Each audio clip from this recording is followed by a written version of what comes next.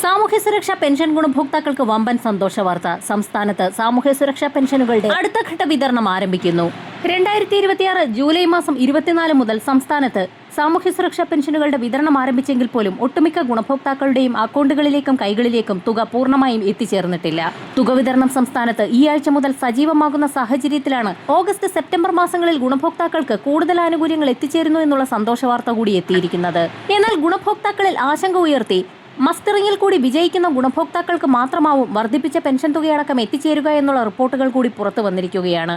കർഷക തൊഴിലാളികൾക്കും മറ്റു പാവപ്പെട്ട ജനവിഭാഗങ്ങൾക്കും ആശ്വാസമായ ക്ഷേമ പെൻഷൻ മസ്റ്ററിംഗിലുണ്ടായ തടസ്സം സംശയാസ്പദവും ക്ഷേമ പെൻഷൻ അട്ടിമറിക്കാനുള്ള ശ്രമങ്ങളുടെ മുന്നോടിയുമാണെന്ന് കേരള സ്റ്റേറ്റ് കർഷക തൊഴിലാളി യൂണിയൻ ഇതിനോടകം തന്നെ സംസ്ഥാന സർക്കാരുകളെ അറിയിച്ചിരിക്കുകയാണ്. സംസ്ഥാന സർക്കാരും കേന്ദ്ര സർക്കാരും സാമൂഹ്യക്ഷേമ പെൻഷനെതിരെ നടപടികളുമായി നീങ്ങിയാൽ അതിശക്തമായ പ്രക്ഷോഭങ്ങൾക്ക് കേരള സ്റ്റേറ്റ് കർഷക തൊഴിലാളി യൂണിയൻ തുടക്കം കുറിക്കുമെന്നും പ്രസ്താവനയിൽ വ്യക്തമാക്കിയിരിക്കുകയാണ്. ഈ സാഹചര്യത്തിലാണ് സാമൂഹ്യ സുരക്ഷാ പെൻഷനുകളുടെ വർധനവ് സംബന്ധിച്ചുള്ള സുപ്രധാന അറിയിപ്പുകൾ എത്തിയിരിക്കുന്നത്. മസ്റ്ററിംഗ് ആരംഭിച്ചതിന് പിന്നാലെ അടിസ്ഥാന പെൻഷൻ 3000 രൂപയിലേക്ക് ഉടനടി ഉയർത്തുന്നതിനുള്ള നടപടികൾ സംസ്ഥാന സർക്കാർ ആരംഭിച്ചതായി മുഖ്യമന്ത്രി വി ഡി സതീശൻ വാർത്താസമ്മേളനത്തിൽ വ്യക്തമാക്കിയിരിക്കുകയാണ്.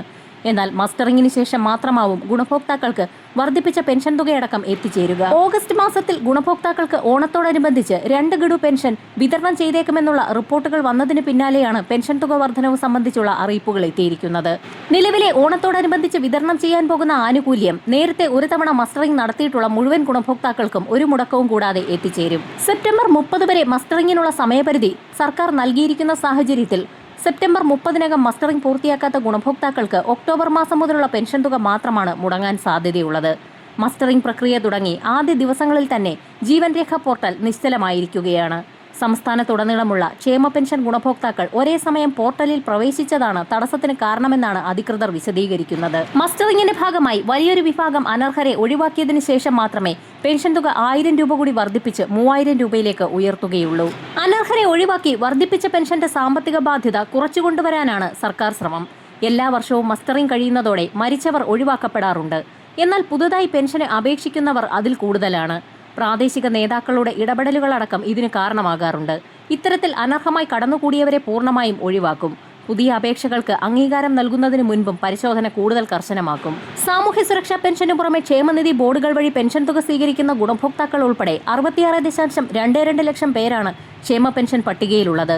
ഇത്രയധികം പേർക്ക് UDF സർക്കാർ പ്രഖ്യാപിച്ച 3000 രൂപ വീതം പെൻഷൻ നൽകണമെങ്കിൽ മാസം തോറും 1986 കോടി രൂപ വേണം. അതുകൊണ്ട് തന്നെയാണ് പരിശോധന കൂടുതൽ കർശനമാക്കുന്നത്. ജൂലൈ മാസത്തിലെ പെൻഷൻ തുക എത്തിച്ചേരാത്ത ഗുണഭോക്താക്കൾക്ക് ഇന്നു മുതൽ അക്കൗണ്ടുകളിലേക്കും കൈകളിലേക്കും വിതരണം സജീവമാകും. ഇതോടൊപ്പം തന്നെ കേന്ദ്രത്തിന്റെ ഭാഗത്തു നിന്നും കേന്ദ്രവിഹിതം 200 മുതൽ 500 രൂപ വരെയുള്ളത് ആധാരധിഷ്ഠിത ബാങ്ക് അക്കൗണ്ടുകളിലേക്ക് എത്തിച്ചേരും. ഓണത്തോടനുബന്ധിച്ച് കൂടുതൽ പ്രഖ്യാപനങ്ങൾ ഉടൻ പ്രതീക്ഷിക്കാം. വരും മണിക്കൂറുകളിലെ സർക്കാർ അറിയിപ്പുകൾക്കായി ചാനൽ സബ്സ്ക്രൈബ് ചെയ്യാൻ മറക്കാതിരിക്കുക.